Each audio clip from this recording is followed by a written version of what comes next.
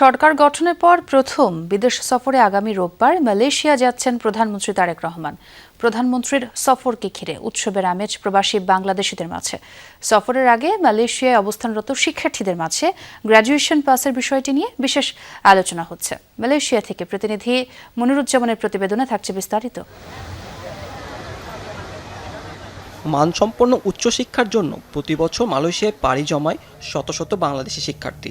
দক্ষতা অর্জন করে আন্তর্জাতিক মানের শিক্ষা ও গবেষণায় নিজেদের যোগ্য করে তোলে বৈশ্বিক কর্মবাজারের জন্য।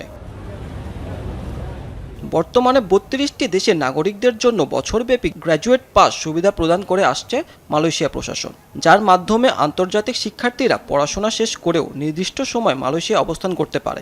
সেই সাথে সুযোগ পান চাকরি খোঁজা, কর্ম অভিজ্ঞতা অর্জন এবং পেশাগত দক্ষতা উন্নয়নেরও। তবে এই গুরুত্বপূর্ণ সুযোগ থেকে এখনও বঞ্চিত বাংলাদেশি শিক্ষার্থীরা।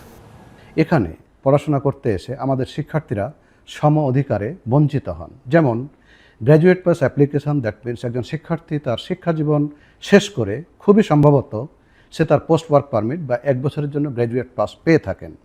এটা অন্যান্য দেশের সকল শিক্ষার্থীদের জন্য উন্মুক্ত রয়েছে, কিন্তু বাংলাদেশি শিক্ষার্থীদের জন্য এখনও এটা উন্মুক্ত হয় নাই।